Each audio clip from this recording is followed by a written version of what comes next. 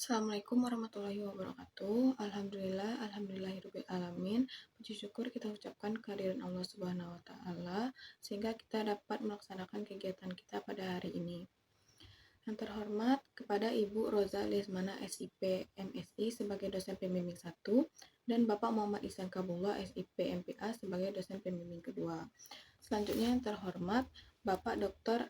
Edi Hashimi MSI, Ibu Nila Wahyuni SAP MAP, dan Bapak Zahran Mabrukah Tomimi SAP MAP sebagai dosen penguji. Baiklah, saya akan memulai presentasi skripsi saya dengan judul Strategi Dinas Perdagangan dan Perindustrian dalam Penataan Pedagang Kaki Lima di Kawasan Pasar Atas Kota Bukit Tinggi. Perkenalkan, nama saya Anissa Putri Delia dengan NIM 2210842035. Yang pertama, penelitian ini dilatar belakangi oleh banyaknya pedagang kaki lima atau PKL yang selalu menjadi fenomena sosial yang tidak dapat dipisahkan dari kehidupan sehari-hari. PKL menjadi salah satu aspek yang mempengaruhi ekonomi dan tata kelola di sebuah kota. Para pedagang seringkali berasal dari kelompok ekonomi lemah dan memiliki keterampilan terbatas. PKL adalah pedagang yang menjalankan usahanya dalam jangka waktu tertentu dengan menggunakan sarana atau perlengkapan yang mudah dipindahkan, dibongkar pasang, dan menggunakan lahan fasilitas umum sebagai tempat usahanya. Jumlah pedagang kaki lima terus meningkat setiap tahunnya, sedangkan lahan kota yang tersedia tidak bertambah. Akibatnya, banyak pedagang kaki lima yang memilih untuk berjalan di lokasi-lokasi yang dianggap menguntungkan secara finansial, seperti dekat dengan objek wisata, kawasan bisnis, atau jalur transportasi utama. Fenomena ini menyebabkan penumpukan kegiatan ekonomi di wilayah tertentu dan berpotensi mengganggu kelancaran lalu lintas, keindahan kota, hingga kenyamanan masyarakat. Di sisi lain, ketidakseimbangan antara kebutuhan tempat jualan pedagang kaki lima dan kapasitas infrastruktur yang ada memberikan beban tambahan bagi pemerintah daerah yang harus melakukan penataan tanpa menghambat penghidupan pedagang kaki lima. Selanjutnya di Kota Bukit Tinggi, jumlah pedagang kaki lima atau PKL yang terdaftar dan beroperasi di dalam area pasar menunjukkan adanya peningkatan jumlah pedagang dari tahun ke tahun, yaitu berjumlah 289 di tahun 2021, meningkat menjadi 411 di tahun 2023, dan bertambah lagi menjadi 618 di tahun 2025. Salah satu tempat yang menjadi perhatian utama dalam penataan PKL di Kota Bukit Tinggi adalah daerah Pasar Atas. Sebagai pusat ekonomi dan simbol pariwisata kota yang dekat dengan Jam Gadang, Pasar Atas menghadapi tantangan dalam penataan PKL yang rumit. Berdasarkan data yang dipaparkan, kepadatan yang dihasilkan oleh 651 PKL di kawasan Pasar Atas dan Jalan Lereng memberikan dampak signifikan terhadap infrastruktur dan rencana penggunaan lahan di lokasi tersebut. Dari jumlah tersebut, terdapat 282 PKL yang sudah tertata dalam pasar dan sisanya terdapat 369 PKL yang belum tertata dan tersebar di kawasan pasar atas. Banyaknya pedagang ini menyebabkan pengurangan ruang untuk bergerak, mengganggu fungsi fasilitas umum, dan mengurangi kenyamanan bagi pejalan kaki serta pengunjung pasar. Situasi ini memerlukan pengaturan dan penataan yang lebih baik agar aktivitas jual beli tetap berlangsung dengan tetap memperhatikan aspek ketertiban, keamanan, serta kelangsungan tata ruang di wilayah tersebut. Selanjutnya, rumusan masalah dari penelitian saya adalah bagaimana strategi Dinas Perdagangan dan Perindustrian dalam penataan pedagang kaki lima di kawasan Pasar Atas Kota Bukit Tinggi. Tujuan dari penelitian ini adalah untuk mendeskripsikan dan menganalisis strategi dinas dalam penataan pedagang kaki lima di kawasan Pasar Atas Kota Bukit Tinggi. Manfaat teoritis dari penelitian ini adalah dapat memberikan kontribusi ilmu dan wawasan bagi disiplin ilmu administrasi publik sebagai pendukung penelitian khususnya terkait strategi penataan pedagang kaki lima. Dan selanjutnya, manfaat praktis dari penelitian ini adalah dapat memberikan masukan dan rekomendasi kepada pemerintah terkait penataan PKL dan dapat memberikan bahan pertimbangan dalam merumuskan kebijakan mengenai penataan pedagang kaki lima. Selanjutnya, bab 2 tinjauan pustaka.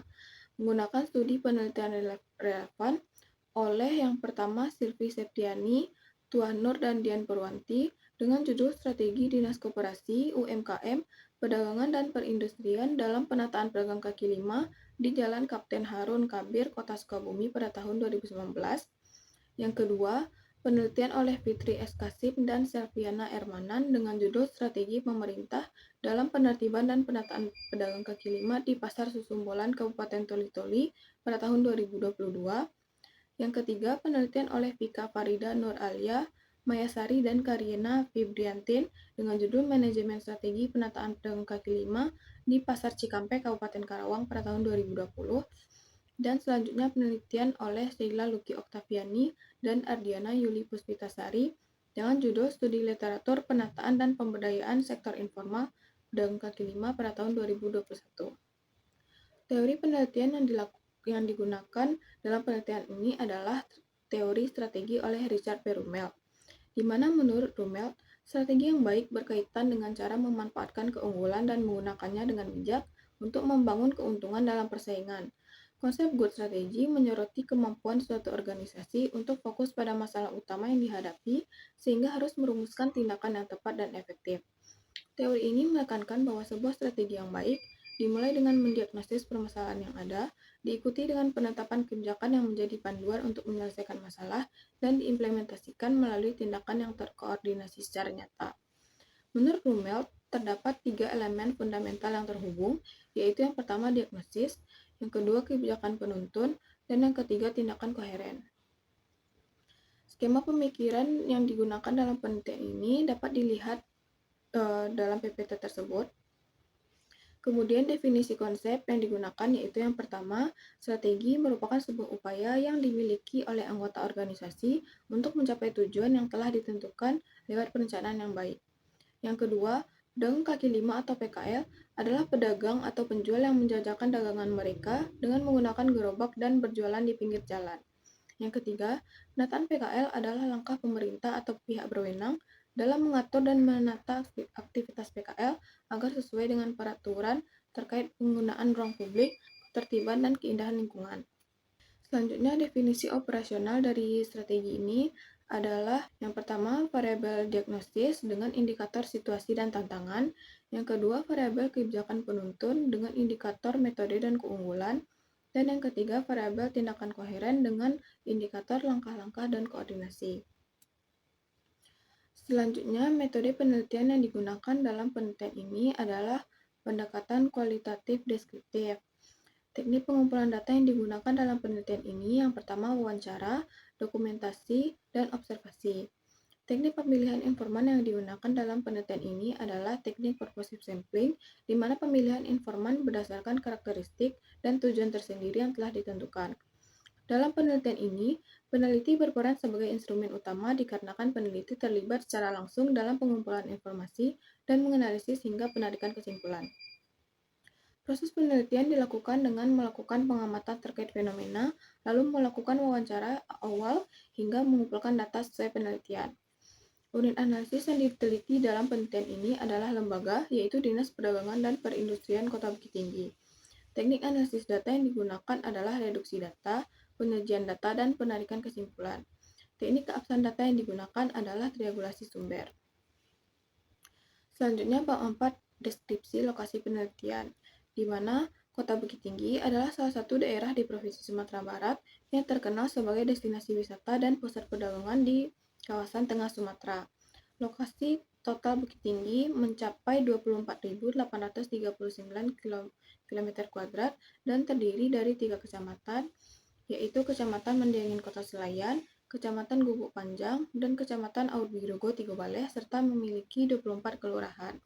Walaupun memiliki wilayah yang relatif kecil, Bukit Tinggi memegang posisi penting sebagai pusat ekonomi, perdagangan, dan pariwisata di Sumatera Barat. Dinas Perdagangan dan Perindustrian Kota Bukit Tinggi adalah lembaga pemerintah daerah yang memiliki tanggung jawab dalam mengelola aspek perdagangan dan industri di wilayah Bukit Tinggi. Bidang pengelolaan pasar adalah bidang yang paling langsung berhubungan dengan penataan PKL di kawasan pasar atas. Tugas bidang ini meliputi pembinaan dan pengelolaan pasar yang terdiri dari perencanaan, pengembangan pasar, pengelolaan retribusi, evaluasi, pelaporan, dan pengembangan fasilitas pasar. Selanjutnya, temuan dan analisis data. Yang pertama yaitu variabel diagnosis. Menurut Rummel, diagnosis merupakan langkah pertama yang mengenali, memahami, dan mengevaluasi situasi yang ada sebelum memutuskan langkah atau strategi yang akan diambil. serta mengidentifikasi sumber masalah, faktor penyebab, serta tantangan yang dihadapi oleh organisasi, sehingga strategi yang direncanakan dapat benar-benar sesuai dengan realitas di lapangan. Yang pertama, indikator situasi. Menurut teori Rumelt, analisis situasi yang dilakukan oleh Dinas Perdagangan dan Perindustrian Bukit Tinggi dapat dinilai sudah baik. Ini terlihat dari kemampuan dinas untuk mengenali keadaan nyata para pedagang kaki lima yang beroperasi di area umum serta memahami dampak yang muncul terhadap ketertiban, kenyamanan, dan penampilan kawasan pasar atas. Temuan ini juga didukung oleh hasil triangulasi dari pengunjung dan pedagang toko yang mengindikasi bahwa masalah yang teridentifikasi memang mencerminkan realitas di lapangan. Yang kedua, indikator tantangan. Menurut teori Rumelt, analisis tantangan yang dilakukan oleh Dinas Perdagangan dan Perindustrian Bukit Tinggi sudah cukup baik, di mana dinas mengidentifikasi bahwa adanya tantangan awal dalam mendata terkait pedagang kaki lima secara menyeluruh dan tepat, kemudian adanya penolakan dari sebagian pedagang terhadap relokasi, keprihatinan tentang kemungkinan penurunan pendapatan setelah dipindahkan, tantangan pada terbatasnya ruang usaha, dan lokasi relokasi yang dianggap kurang strategis oleh beberapa pedagang. Meskipun demikian, sejumlah tantangan tersebut masih belum sepenuhnya teratasi karena masih ada pedagang yang merasa jumlah pengunjung menurun dan berpikir bahwa lokasi sebelumnya lebih menguntungkan daripada lokasi baru. Selanjutnya, variabel kebijakan penuntun. Kebijakan penuntun yang baik mengatasi hambatan yang diidentifikasi dalam diagnosis dengan menciptakan atau memanfaatkan sumber keunggulan.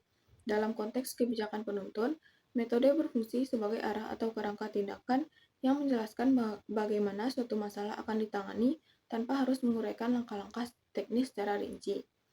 Yang pertama, indikator metode. Berdasarkan hasil penelitian, metode dalam kebijakan penuntun yang diterapkan oleh Dinas Perdagangan dan Perindustrian Kota Bukit Tinggi dapat dianggap cukup baik, karena tidak hanya bergantung pada satu cara, tapi juga memandukan pendekatan penataan relokasi, pemberdayaan PKL naik kelas, dan penegakan ketentuan seperti penertiban oleh Satpol PP. Penggabungan ketiga cara tersebut menunjukkan bahwa adanya usaha pemerintah untuk mengatasi masalah PKL dengan lebih umum, baik dari segi fisik wilayah, aspek ekonomi para pedagang, juga pematuhan terhadap peraturan yang berlaku. Selanjutnya, indikator keunggulan. Keunggulan menunjukkan adanya faktor pendukung yang membuat suatu kebijakan lebih mudah diterapkan dan berpotensi memberikan hasil yang optimal dibandingkan pilihan lainnya. Hasil penelitian menunjukkan bahwa tersedianya keunggulan berupa adanya lokasi untuk relokasi, kerjasama antar instansi, partisipasi perwakilan pedagang, dan terciptanya kawasan yang lebih teratur dan nyaman, di mana terlihat setelah penataan dan pengurangan aktivitas PKL di kawasan jam gadang, area sekitarnya tampak lebih terbuka, teratur, dan luas. Fungsi pedestrian sebagai jalur bagi pejalan kaki dapat digunakan secara maksimal sehingga memberikan kenyamanan bagi masyarakat dan wisatawan. Selanjutnya, variabel tindakan koheren. Menurut Richard Perumel, strategi tidak perlu menunjuk pada semua tindakan yang akan diambil sering berjalannya peristiwa, tetapi harus ada kejelasan yang cukup tentang tindakan untuk membawa konsep-konsep tersebut ke dunia nyata. Agar berdampak, tindakan harus terkoordinasi dan saling membangun, memfokuskan tujuan organisasi. Yang pertama, indikator langkah-langkah. Langkah-langkah tidak hanya berupa kumpulan kegiatan yang berdiri sendiri, melainkan tersusun secara sistematis, berurutan, dan saling berkaitan untuk mencapai tujuan yang telah ditetapkan. Berdasarkan penelitian yang dilakukan, Dinas Perdagangan dan Perindustrian Kota Bukit Tinggi mengambil berbagai tindakan untuk menata PKL di kawasan pasar atas, diantaranya adalah pengumpulan data pedagang, sosialisasi informasi, bekerjasama dengan ketua PKL, penyediaan tempat relokasi, pelaksanaan relokasi bertahap, serta penegakan aturan oleh Satpol PP. Tindakan-tindakan ini dijalankan secara sistematis dan saling membantu untuk mencapai sasaran penataan kawasan. Selanjutnya, indikator koordinasi. Koordinasi merupakan proses penyelesaian tugas, peran, dan tanggung jawab antar pihak yang terlibat dalam pelaksanaan suatu kebijakan agar seluruh kegiatan dapat berjalan secara terpadu. Strategi oleh Rumelt menjelaskan bahwa tindakan yang koheren merupakan serangkaian langkah yang saling terhubung dan saling mendukung dalam mencapai kebijakan yang telah ditetapkan. Penelitian yang dilakukan menunjukkan bahwa koordinasi dilakukan oleh dinas antara bidang pasar dan juga bidang perdagangan dan juga adanya koordinasi dengan pihak Satpol PP, di mana ini telah membantu dalam pelaksanaan penataan PKL secara lebih terarah, terstruktur, serta dilaksanakannya dengan baik. Keterlibatan komunikasi dan koordinasi antar instansi membuat proses relokasi dan penataan dapat terlaksana dengan baik, lebih mudah, serta mengurangi kemungkinan terjadinya konflik antara pihak pemerintah dan pedagang. Selanjutnya kesimpulan. Berdasarkan hasil penelitian yang dilakukan, strategi yang diterapkan oleh Dinas Perdagangan dan Perindustrian Kota Bukit Tinggi dalam penataan pedagang kaki lima di kawasan Pasar Atas sudah sesuai teori Richard Pelomet dengan variabel diagnosis, kebijakan penuntun, dan tindakan koheren sudah terlaksana dengan cukup baik. Dinas dapat mengidentifikasi situasi dan tantangan yang ada di lapangan. Dinas menerapkan metode yang saling mendukung, yaitu relokasi, pemberdayaan, hingga penertiban dan pengawasan oleh Satpol PP. Dinas juga melakukan tindakan yang dimulai dari pendataan, sosialisasi, penyediaan lokasi relokasi, pelaksanaan relokasi, hingga koordinasi dengan instansi lain seperti Satpol PP. Namun pelaksanaan strategi tersebut masih belum optimal karena masih terdapat pedagang yang menolak kebijakan relokasi, juga program pemberdayaan pedagang kaki lima yang belum terlaksana karena keterbatasan anggaran. Saran dari penelitian ini yaitu yang pertama, pemerintah Kota Bukit Tinggi disarankan untuk mempercepat pengesahan Perwako mengenai zonasi dan retribusi PKL agar terdapat payung hukum yang jelas dan permanen dalam pelaksanaan penataan. Yang kedua, Dinas Perdagangan dan Perindustrian disarankan meningkatkan daya tarik ekonomi di lokasi relokasi melalui promosi bersama dan penataan estetika lapak agar pengunjung tertarik masuk ke dalam gedung. Yang ketiga, Dinas disarankan melaksanakan pemberdayaan PKL naik kelas secara bertahap melalui skema berbiaya rendah dan kemitraan dengan pihak eksternal agar aspek peningkatan kesejahteraan pedagang tidak tertunda. Dan yang terakhir, Dinas Perdagangan dan Perindustrian disarankan segera menyusun jadwal dan target waktu relokasi agar tindakan penertiban oleh Satpol PP selaras dengan penyediaan solusi lokasi baru bagi pedagang. Baiklah, sekian dari penelitian saya ucapkan terima kasih. Assalamualaikum warahmatullahi wabarakatuh.